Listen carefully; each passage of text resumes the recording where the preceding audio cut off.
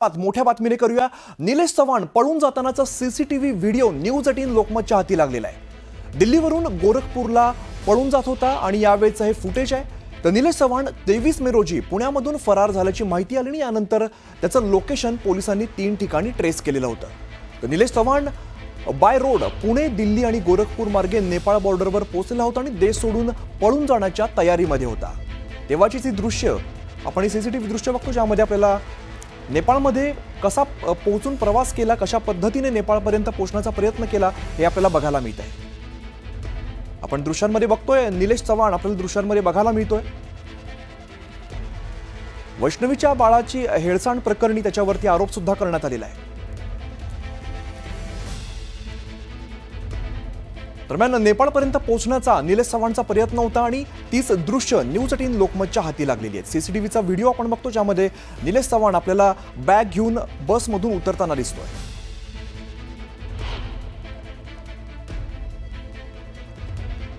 निलेश चव्हाण खरं तर रस्त्याच्या मार्गाने पुण्यानंतर दिल्ली आणि दिल्ली गोरखपूर मार्गे नेपाळ बॉर्डरवरती पोहोचण्याचा प्रयत्न होता आणि देश सोडून पळून जाण्याच्या तयारीमध्ये होता। आणि याच प्रवासातली दृश्य न्यूज 18 लोकमतच्या हाती लागले। सीसीटीव्हीची दृश्य आपण बघतो, ज्यामध्ये निलेश चव्हाण आपल्याला बॅग घेऊन बसमधून खाली उतरताना दिसतोय। मग अनेक दिवस पोलीस त्याच्या मागावरती होते, अनेक पथकं त्याच्या मागावरती होते आणि तपास यंत्रणांना अखेर त्याचा शोध लागलेला आहे। नेपाळपर्यंत रस्त्याच्या मार्गाने पोहोचण्याचा निलेश चव्हाणचा प्रयत्न होता।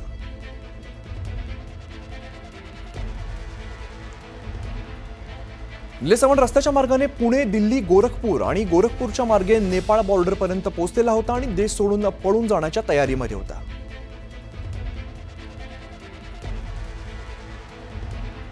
तर निलेश चव्हाण पळून जातानाचा सीसीटीव्ही व्हिडिओ समोर आला आणि सगळी दृश्य न्यूज 18 लोकमतच्या हाती लागली आहेत। दिल्लीवरून गोरखपूरला जात असताना निलेश चव्हाण हा आपल्याला दृश्यांमध्ये दिसतोय आणि निलेश चव्हाण 23 मे रोजी पुण्यामधून फरार झालेला होता।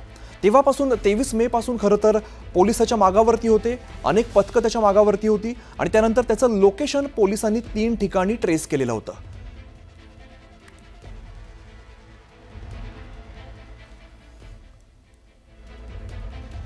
अभिजित पोते आणि गोविंद वाकडे सध्या आपल्या सोबत आहेत। सुरुवातीला अभिजितकडे जाऊया। कशा पद्धतीने पुण्यापासून नेपाळपर्यंतचा प्रवास होता, काय माहिती समोर येते? अमित, आपण पाहतोय की खरं तर पिंपरी चिंचवड पोलिसांच्या गुन्हे शाखेची ही मोठी कारवाई म्हणावी लागेल, कारण गेल्या 10 दिवस पोलिसांच्या, पुणे पोलीस असतील किंवा पिंपरी चिंचवड पोलीस असतील, या दोन्ही पोलीस खरं तर पोलीस दलाच्या हातावर तुरी देत जो निलेश चव्हाण फरार होता त्या निलेश चव्हाणला नेपाळ बॉर्डरवरून जे आहे ते अटक करण्यात आलेली आहे। ही सगळी दृश्य आपण दाखवली, ही एक्सक्लुझिव्ह बातमी आपण चालवली, पण त्याचा जो प्रवास होता तो पुण्यावरनं दिल्लीला बाय रोड गेला, तिथून गोरखपूरला बाय रोड गेला आणि तिथून खरं तर तो नेपाळमध्ये पळून जाण्याच्या खरं तर विचारात होता। पण तत्पूर्वी खरं तर आज रात्री तो नेपाळ खरं तर भारत नेपाळ बॉर्डर क्रॉस करेल असं देखील एक प्राथमिक माहिती सांगितली जाते आता। पण त्यापूर्वीच आता त्याला पिंपरी चिंचवड पोलिसांच्या गुन्हे शाखेने अटक केलेली आहे। अमित, एक महत्वाची बाब, निलेश चव्हाणचं या सगळ्या प्रकरणी नाव केव्हा समोर आलं तर कसपटे कुटुंबीय ज्यावेळेस निलेश चव्हाणच्या पुण्यातील कर्वेनगरमध्ये असणाऱ्या घरी गेले, कारण त्यांना वैष्णवी हगवण्याच्या चुलत मोठ्या सासऱ्याने सांगितलं होतं की वैष्णवीचं जे बाळ आहे, जे ताहनं बाळ आहे ते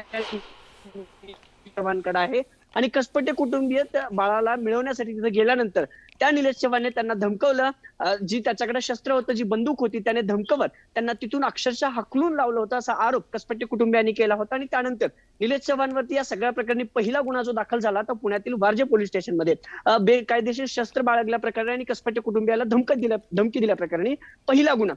त्यानंतर हळूहळू एक माहिती समोर आली की निलेश चव्हाण हा रेकॉर्डवरील गुन्हेगार आहे। त्याच्या बायकोने देखील त्याच्यावरती यापूर्वी 2019च्या आसपास 2022च्या आसपास माफ करा, कर्वेनगर पोलीस स्टेशनमध्ये, वारजे पोलीस स्टेशनमध्ये गुन्हा दाखल केला होता। आणि त्यानंतर ज्या वेळेस खरं तर हे प्रेशर बनवत गेलं पोलिसांवरती, त्यानंतर या वैष्णवी हगवणे मृत्यू प्रकरणी सह आरोपी या निलेशला केलं, ज्यामध्ये असं सांगण्यात आलं की 3 दिवस त्या बाळाला त्रास झाला, त्या बाळाची हेळसांड झाली आणि म्हणून सह आरोपी केल्यानंतर पिंपरी चिंचवड पोलिसांची 5 ते 6 अगदीच अभिजित, आणि अशा पद्धतीने खरं तर जो निलेश चव्हाण आहे तो पोलिसांच्या हाती लागला। आपण गोविंदकडे जाऊया। गोविंद, काय अधिकचा तपशील आहे? आपण बघितलं पुण्यापासून दिल्लीपर्यंतचा प्रवास केला आणि दिल्लीपासून खरं तर नेपाळपर्यंतचा प्रवास होता। पोलिसांकडून किंवा प्रशासनाकडून काय अधिकची माहिती समोर येते? अर्थातच या सगळ्या प्रकरणामधला जो महत्वाची कडी होती ती होता निलेश चव्हाण. आणि निलेश चव्हाणला पिंपरी चिंचवड पोलिसाच्या युनिट क्राईम चार्जच्या अधिकाऱ्यांनी पथकाने जे आहे ते त्याला ताब्यात घेतलंय.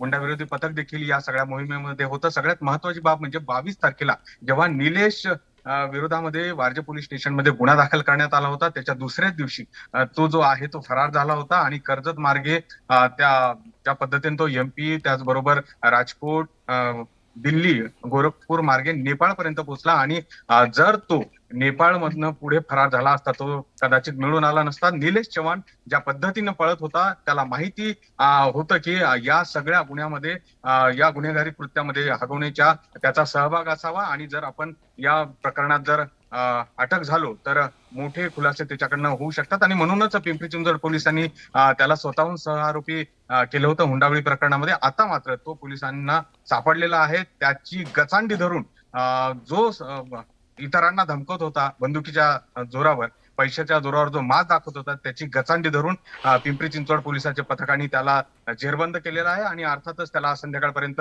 पिंपरी चिंचवडमध्ये आणलं जात आहे आणि त्याच्याकडनं अनेक प्रश्नाची उकल होऊ शकते आणि त्यामुळे ही अटक जी आहे ती अत्यंत महत्वाची. आता जर मी कसपाटे कुटुंबियांच्या घरीच आहे, आपण बघतो की इथे जे आहे ते सगळे जे वैष्णवी आहेत त्यांच्या कुटुंबियाची भेट घेण्यासाठी वेगवेगळे सगळे जे मंडळी ते येत आहेत. माझ्यासोबत स्वतः काका आहेत, आपण त्यांच्याकडे जाणून घेऊया. निलेश चव्हाण जो अत्यंत गुंड प्रवृत्तीचा होता त्याला पोलिसांनी जेरबंद केलंय, गचांडी धरून त्याला आता इकडे आणलं जात आहे. त्याची अटक किती महत्वाची होती, त्याला काय काय माहित असावं आणि काय आता मागणी आहे? तसं तर निलेशने ज्यावेळेस आम्ही त्या वैष्णवीच्या बाळाला घ्यायला गेलो त्यावेळेस त्याने आम्हाला पिस्तुलीवर धार दाखवून घरातून हाकलून दिलं.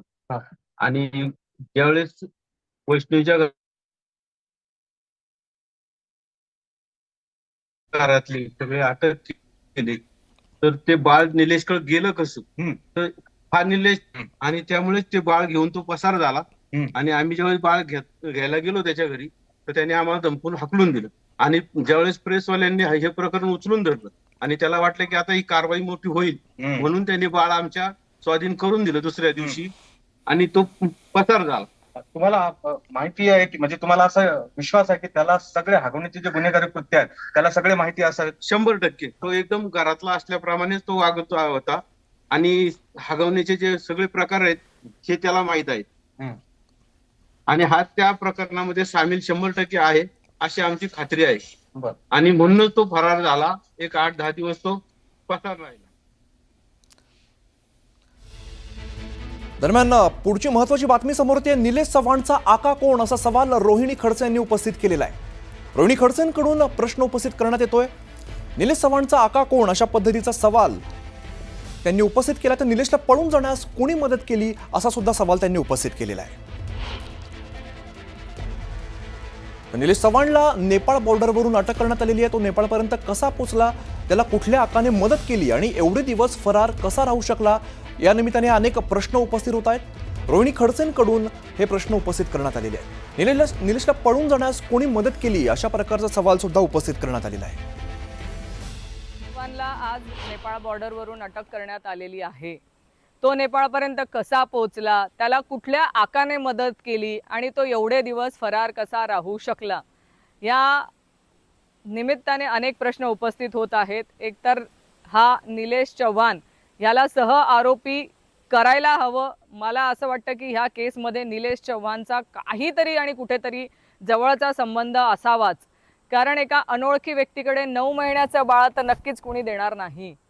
ह्या हगवणी कुटुंबाचा आणि निलेश चव्हाणांचा काय संबंध आहे, ह्या संबंधाची देखील चौकशी करण्यात यायला हवी. आणि ह्या निलेश चव्हाणला एवढे दिवस फरार राहण्यासाठी मदत करणारा आका कोण हे देखील चौकशी करण्यात यावी.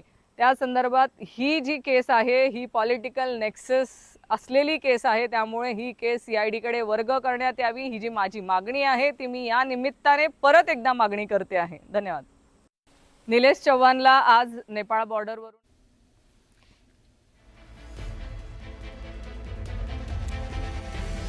निलेश चव्हाणचा आका कोण असा प्रश्न रोहिणी खडसे विचारतायत. निलेश चव्हाणला पळून जाण्यास कोणी मदत केली असे अनेक प्रश्न रोहिणी खडसे यांनी उपस्थित केलेले आहेत. तर निलेशला पळून जाण्यास नेमकी कोणी मदत केली असा प्रश्न त्यांनी उपस्थित केलेला आहे.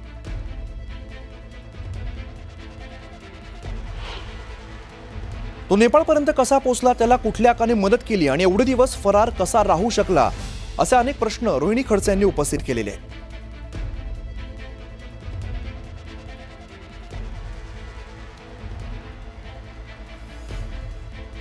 दरम्यान काही वेळापूर्वी अंजली दमानी यांच्याशी बातचीत केली, आपण ऐकूया.